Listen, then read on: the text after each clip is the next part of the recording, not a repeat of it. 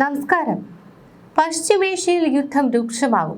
യുഎസും ഇസ്രയേലും സംയുക്തമായി ആരംഭിച്ച സൈനിക നീക്കം 16ാം ദിവസത്തിലേക്ക് കടക്കുമ്പോൾ അതിശക്തമായ തിരിച്ചടിയുമായി ഇറാനും രംഗത്ത് വന്നു. ഇസ്രയേലിലെ പ്രധാന നഗരങ്ങളെയും ഗൾഫ് മേഖലയിലെ യുഎസ് സൈനിക താവളങ്ങളെയും ലക്ഷ്യമാക്കി ഇറാൻ മിസൈലുകളുടെ ഒരു പരമ്പര തന്നെ വിക്ഷേപിച്ചു. ഇതാദ്യമായിട്ടാണ് ഇത്തരത്തിൽ അതീവ വിനാശകാരിയായ സെജിൽ ബാലിസ്റ്റിക് മിസൈലുകൾ ഇറാൻ യുദ്ധമുഖത്ത് പ്രയോഗിക്കുന്നത്.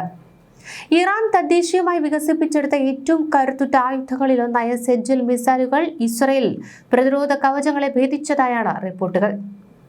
ഇറാന്റെ ഔദ്യോഗിക വാർത്താ ഏജൻസിയായ പ്രസ് ടിവിയാണ് ഈ വിവരം പുറത്തുവിട്ടത്.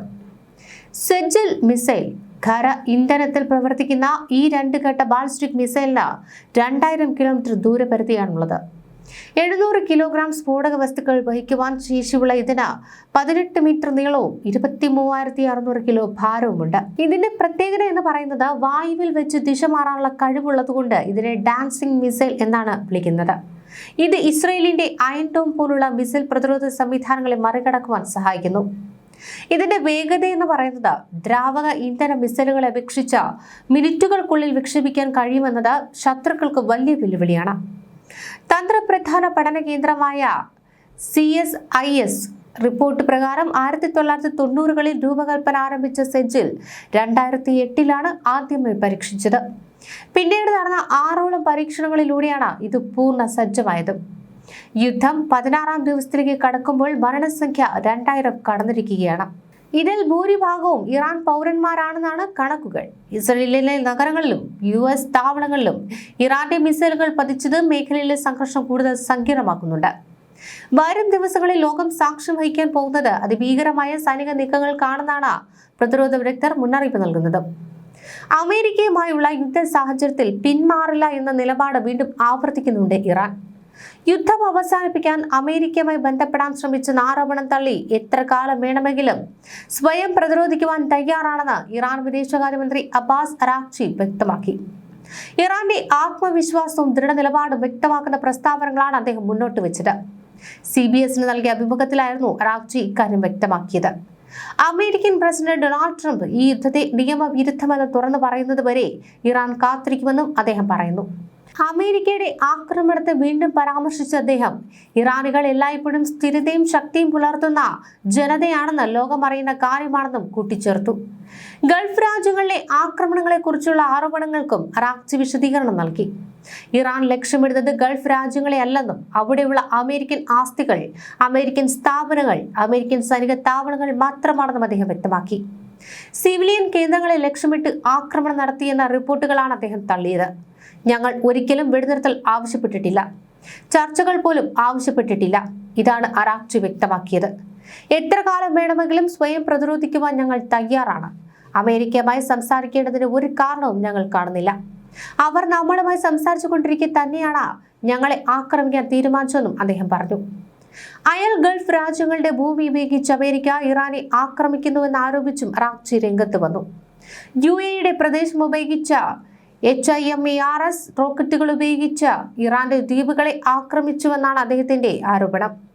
കൂടാതെ കുവൈറ്റിൽ നിലയുറപ്പിച്ചിരിക്കുന്ന 3 F-15 യുദ്ധവിമാനങ്ങൾ സൗഹൃദ വെടിവയ്പിൽ വീണ സംഭവവും അദ്ദേഹം ചൂണ്ടിക്കാട്ടി. അവിടെ അവർ എന്താണ് ചെയ്യുന്നതെന്ന് ആരും ചോദിക്കുന്നില്ല എന്നും അദ്ദേഹം പറയുന്നു. അതേസമയം ഇറാനുമായി ഒരു കരാറിലേക്ക് പോകാനുള്ള സാധ്യത അമേരിക്കൻ പ്രസിഡന്റ് ഡൊണാൾഡ് ട്രംപ് തള്ളിക്കളഞ്ഞു. NBC ന്യൂസിന് നൽകിയ അഭിമുഖത്തിൽ ഇറാൻ ഒരു കരാർ ഉണ്ടാക്കാൻ ആഗ്രഹിക്കുന്നു, എന്നാൽ നിലവിലെ നിബന്ധനകൾ പര്യാപ്തമല്ലാത്തതിനാൽ ഞാൻ അതിൽ ഏർപ്പെടാൻ താല്പര്യപ്പെടുന്നില്ല എന്നാണ് ട്രംപ് പറഞ്ഞത്. അമേരിക്കയ്ക്ക് അംഗീകരിക്കാൻ കഴിയുന്ന ഒരു കരാർ വരെ ദൃഢമായിരിക്കണം എന്നാണ് ട്രംപ് കൂട്ടിച്ചേർത്തത്. കരാറിന്റെ നിബന്ധനകൾ എന്തായിരിക്കുമെന്ന ചോദ്യത്തിന് അദ്ദേഹം വ്യക്തമായി മറുപടി നൽകുവാനും തയ്യാറായില്ല. ഇതിനു മുൻപ് മാർച്ച് 12-ന് ഇറാൻ പ്രസിഡന്റ് മസൂദ് പെസഷ്കിയാൻ യുദ്ധം അവസാനിപ്പിക്കാൻ 3 പ്രധാന വ്യവസ്ഥകൾ മുന്നോട്ട് വെച്ചിരുന്നു. യുദ്ധനഷ്ടങ്ങൾക്ക് നഷ്ടപരിഹാരം നൽകുക, ഭാവിയിൽ ആക്രമണം ഉണ്ടാകാതിരിക്കാനുള്ള ഉറച്ച അന്താരാഷ്ട്ര ഗ്യാരണ്ടികൾ നൽകുക എന്നിങ്ങനെയാണവ. അതേസമയം ട്രംപ് ഇറാനെ കഠിനമായ രാജ്യമെന്ന് വിശേഷിപ്പിക്കുകയും യുദ്ധത്തിൽ വിജയം പ്രഖ്യാപിക്കുകയും ചെയ്തു. എന്നാൽ ഈ അവകാശവാദങ്ങൾക്ക് വ്യക്തമായ തെളിവുകളൊന്നും അദ്ദേഹം മുന്നോട്ട് വെച്ചിട്ടില്ല. ഇതിനിടെ തന്നെ ഒരു പുതിയ സെപ്റ്റംബർ 11 ആക്രമണം സൃഷ്ടിച്ച് അതിന്റെ പഴി ഇറാന്റെ മേൽ കെട്ടിവെക്കുവാൻ ആസൂത്രിത നീക്കം നടക്കുന്നുണ്ട് എന്ന അലി ലാരിജാനിയുടെ പോസ്റ്റ് മിഡിൽ ഈസ്റ്റിലെ രാഷ്ട്രീയ സാഹചര്യങ്ങളെ പുതിയ തലത്തിലേക്ക് എത്തിച്ചിരിക്കുന്നു.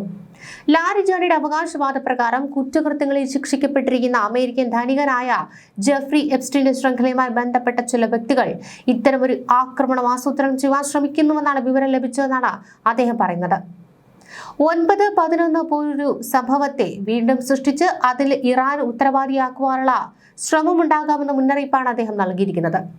ഇറാൻ അടിസ്ഥാനപരമായി ഇത്തരം തീവ്രവാദ പദ്ധതികളെ എതിർക്കുന്ന രാജ്യമാണെന്നും അമേരിക്കൻ ജനതയെ ഇറാൻ ശത്രുവായി കാണുന്നില്ല എന്നും ലാരിജാനി തന്റെ പ്രസ്താവനയിൽ വ്യക്തമാക്കി.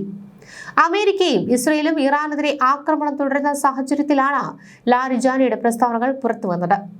ഇറാനിയൻ നേതാക്കളുടെ വാദപ്രകാരം അമേരിക്കയും ഇസ്രയേലും ചേർന്നാണ് നിലവിലെ സംഘർഷാവസ്ഥയ്ക്ക് തുടക്കം കുറിച്ചത്.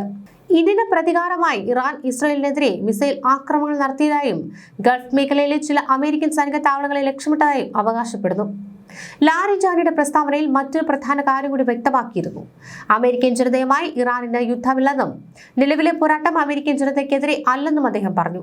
ഇറാൻ അടിസ്ഥാനപരമായി ഭീകരതയെ ശക്തമായി എതിർക്കുന്ന രാജ്യമാണ്.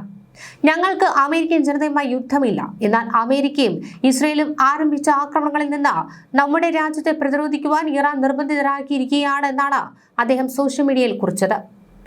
ആക്രമണം നടത്തുന്നവർക്ക് ശക്തമായ മറുപടി നൽകുമെന്നും അദ്ദേഹം മുന്നറിയിപ്പ് നൽകി. ലാരിജാനിയുടെ ആരോപണത്തിൽ പരാമർശിക്കപ്പെട്ട സെപ്റ്റംബർ 11 ആക്രമണം ആധുനിക ലോക ചരിത്രത്തിലെ ഏറ്റവും വലിയ ഭീകരാക്രമണങ്ങളിലൊന്നാണ്. സെപ്റ്റംബർ 11 അറ്റക്കസ് എന്നറിയപ്പെടുന്ന ആ ആക്രമണത്തിൽ ഏകദേശം 3000 പേർ കൊല്ലപ്പെടുകയും ആയിരക്കണക്കിന് ആളുകൾക്ക് പരിക്കേൽക്കുകയും ചെയ്തു. 2001 സെപ്റ്റംബർ 11 അൽ ഖ്വയ്ദയുമായി ബന്ധമുള്ള 19 ഭീകരർ അമേരിക്കയിൽ 4 യാത്രാ വിമാനങ്ങൾ ഹൈജാക്ക് ചെയ്ത് ആക്രമണം നടത്തുകയായിരുന്നു. ആ ഹൈജാക്ക് ചെയ്ത വിമാനങ്ങളിൽ 2 വിമാനങ്ങൾ ന്യൂയോർക്ക് നഗരത്തിലെ വേൾഡ് ട്രേഡ് സെന്ററിന്റെ ഇരട്ട ഗോപുരങ്ങളിലേക്ക് ഇടിച്ചു കയറുകയായിരുന്നു. ഈ ഇടിച്ചുകയറ്റം വൻ തീപിടുത്തങ്ങൾക്കും കെട്ടിടങ്ങളുടെ ഘടനാപരമായ തകർച്ചയ്ക്കും കാരണമായി. മണിക്കൂറുകൾക്കുള്ളിൽ തന്നെ ലോക വ്യാപാര കേന്ദ്രത്തിന്റെ 2 ഗോപുരങ്ങളും തകർന്നു വീണു. ഈ ദുരന്തം ലോകമെമ്പാടുമുള്ള ജനങ്ങളെ ഞെട്ടിക്കുകയായിരുന്നു. മറ്റൊരു വിമാനം വെർജീനിയയിലെ അമേരിക്കൻ സൈനിക ആസ്ഥാനമായ പെന്റഗണിലേക്ക് ഇടിച്ചു കയറി. 4ാമത്തെ വിമാനം മറ്റൊരു ലക്ഷ്യത്തിലേക്ക് പോകുന്നതിനിടെ യാത്രക്കാർ ഹൈജാക്കർമാരെ തടയുവാൻ ശ്രമിച്ചതിനെ തുടർന്ന് പെൻസിൽവാനിയയിലെ ഷാങ്ക്സ്വില്ലിന് സമീപം തകർന്നു വീണു. ഈ ആക്രമണങ്ങൾ അമേരിക്കൻ സുരക്ഷാ സംവിധാനങ്ങളെയും അന്താരാഷ്ട്ര രാഷ്ട്രീയത്തെ മുഴുവനായി മാറ്റിമറിച്ചു.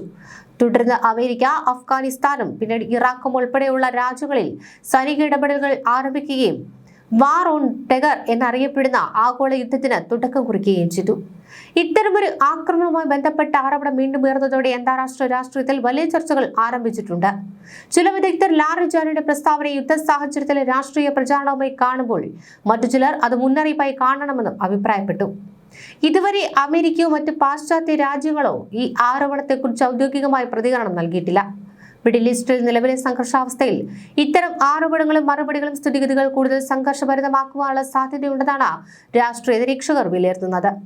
ഇറാനും അമേരിക്കയും ഇസ്രയേലും തമ്മിലുള്ള സംഘർഷം ഇതിനകം തന്നെ പുതിയ തലത്തിലേക്ക് കടന്നിരിക്കുമ്പോൾ ഇത്തരം ആരോപണങ്ങൾ അന്താരാഷ്ട്ര ബന്ധങ്ങളെ കൂടുതൽ സങ്കീർണമാക്കുവാനും സാധ്യതയുണ്ട്.